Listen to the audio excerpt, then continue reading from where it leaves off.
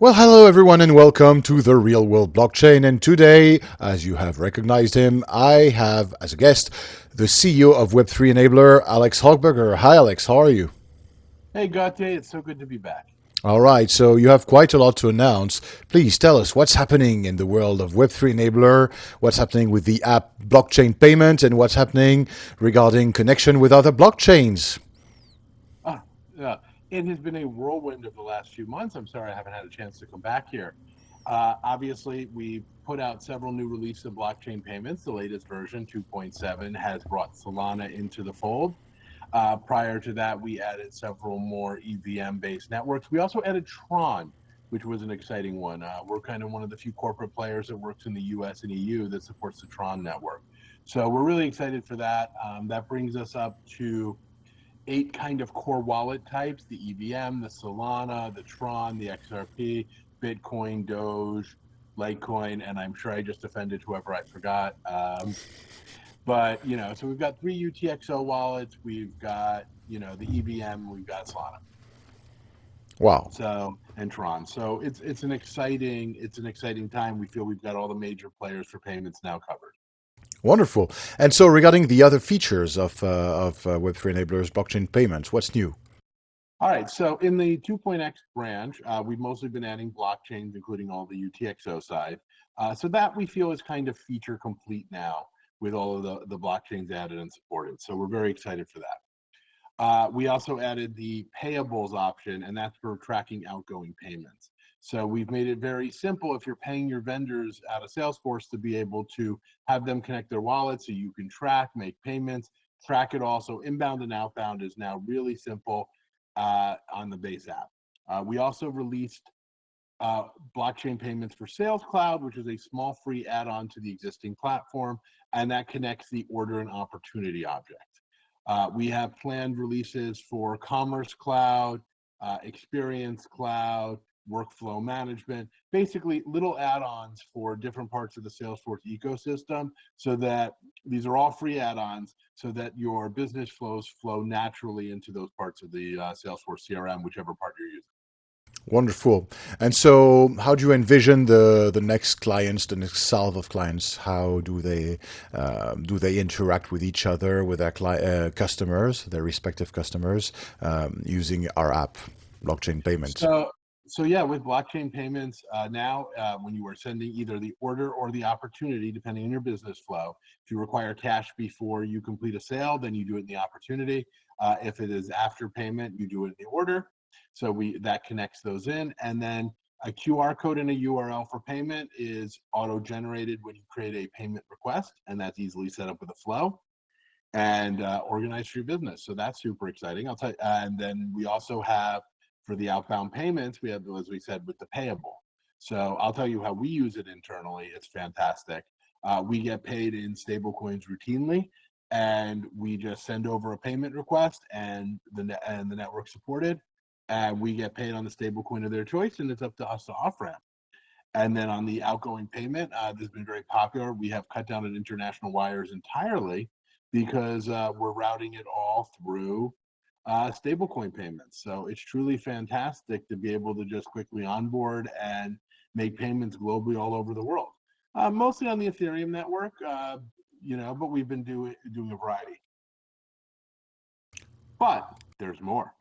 Uh, we have started development on the 3.x branch of blockchain payments. And with the version 3, we're really focusing on our wallet technology. For those that don't know, we worked with Circle and their USDC grant program to develop the Circle wallets, then known as programmable wallets, but now known as Circle wallets, to build those natively into Salesforce, and we've got that working. We're also doing a similar project for Cardano right now, so it's really exciting. But what we're planning on with the Circle wallets is that adds a variety of networks in there that you can manage entirely within Salesforce. The other big change we have for the 3X series is we partnered with Bridge, now known as Stripe Crypto, and they are a player for doing onboarding and offboarding in the US and EU market. So one of the things that's really exciting that's coming out of 3.0 is what we call a liquidation wallet. And what a liquidation wallet is you can create for stablecoins legal in your jurisdiction, a variety of auto off ramps. So imagine, if you will, you want to allow people to pay you in stable coins, but you don't want to manage the process. So I could pay someone a few points to go and do it, but that takes away the savings of, using blockchain. So instead, you connect your bank account via SEPA in Europe or ACH or Wire in the United States, and say which coins and networks you're willing to accept. And we will generate a series of addresses for you, one for each, and they will all get folded into one virtual wallet. So now when you go to send a payment request and you authorize it to come to your liquidation wallet, you don't ever have to handle the crypto. You don't off ramp it. If the payment comes today on a Wednesday, every Thursday afternoon, everything is liquidated. And if you're using SEPA or wires, it's an instantaneous payment. And if you're using ACH, it's a next day payment. So it's basically a merchant account for crypto. So we're really excited. You could have everyone, they pay in and at very low fee off ramp. And this is 50% faster than an American credit card at 80% smaller fees and no risk of chargeback. So we think this is a very clear win for any company that is accepting credit cards. Okay, that's wonderful. That's great. And so this raises a question. In the early days, we were thinking that the typical client, the typical user of blockchain payments app would be perhaps a honest business owner from a country outside of the Euro or the US zone. But apparently now we basically have all the means to help also the people who want to be paid in stable coins, even in these, they have an advantage in using our app, even in the US and EU zone, right? Right. So one of the things as we roll out the programmable wallets and the liquidation addresses and the on ramps and the off ramps all natively, this is what's really exciting. Let me give you an example use case. You need to pay out $50,000 in overseas vendors on Friday. Currently, you'd have to send 5 international wires. Instead, you could have your vendors log in and they could connect their account. Maybe it's, with an auto off ramp with the liquidation wallet. And again, we're currently with Bridge, but USDC Access, which is Circles, will bring several other countries on board as soon as they come out of beta. So we've got lots of new, flows to be able to make this work. So let's say you have developers in Colombia or Brazil or Mexico. They can set themselves up. You send them a one-click link to go and set up. They add their account. Even if they don't want to manage crypto, they can get paid directly to their bank account, essentially. And then you do a single domestic ACH or wire to put money onto your crypto wallet, and you can send all those payments. And again, with the programmable wallet technology, this never leaves Salesforce. So you can make a payment on Base or Solana basically for free and send money all over the world. That is wonderful. Okay. And so that means that in the following months, we're going to have the possibility to use these wallets also, for example, for very standard operations in the B2B world, even inside one country. That is even a use case that makes it useful compared to a standard bank wire, even though it's not country to country, right? Yeah. So so in terms of the cost savings, right? If you're currently taking credit cards, this is a huge cost and time savings. If you're getting a domestic wire, at this point in time, the off-ramp cost may be more than you're saving in fees. And that's the reality of where the technology is. But again, it's on the off-ramp side. So if you are paying some bills internationally or whatever in crypto, all of a sudden it makes sense, right? That's where the programmable wallet comes in. Your clients pay you in crypto. You pay out your vendors in crypto. You only have to convert to fiat whatever's left, right? So if you're spending more in crypto than you're collecting, you top it off with an ACH or a wire. And it's all beautifully simple, tracked in your transaction log, and you just add it as a, non-bank account asset account in your general ledger, and you can track all of it. So we think that it's really compelling for everyone, but what we're trying to do is just make it simpler and simpler for companies to go and adopt, even if it's for limited use cases, right? Even if 95% of my business is domestic, but 5% is international, simply making this easier. Or I want to expand sales in India, or I need to make payments in Sri Lanka. Like there are so many scenarios where Then that's really why we focus a lot on Tether, right? USDC is much more popular in the United States and Europe. Tether is USDT is much more popular globally. So they've got about parity in terms of total volume. So we support both as first-party citizens in our system. So this is interesting that you mentioned the feud, well, the feud between USDC and USDT, but that's interesting because it's good for us to have multiple stable coins, because aside from the obvious advantage of being pegged to state issued currencies, at the moment there are regulatory shakeups in the US, notably because the Trump administration is undoing some of the previous administrations, the Biden era's regulations.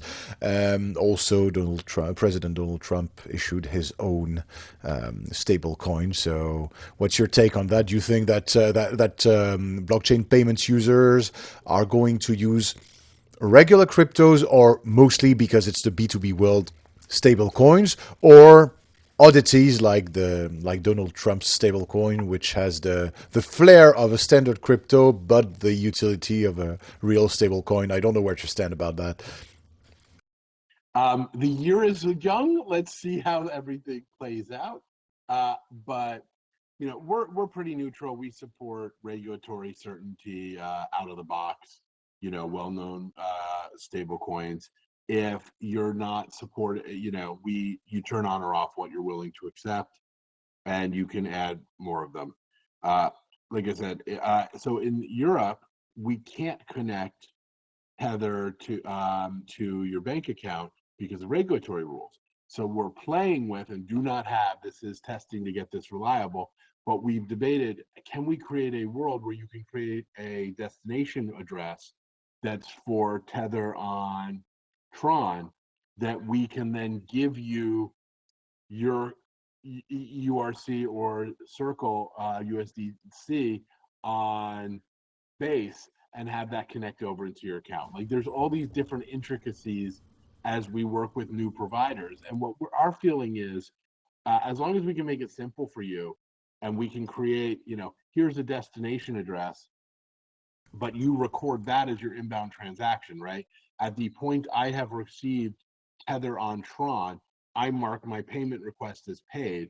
Then I have an internal transfer to my bank account.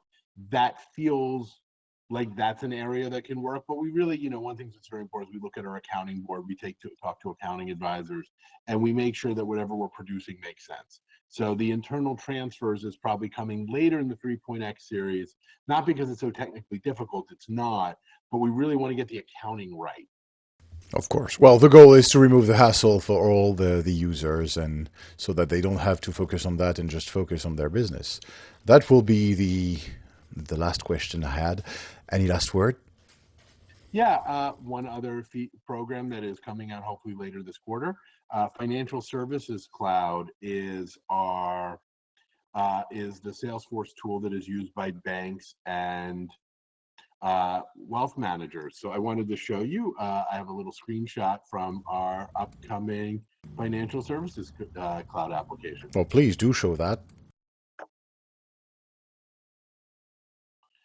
So for the Financial Service Cloud's wealth management, this is a Web3 enabler supported digital asset wallet for Financial Services Cloud.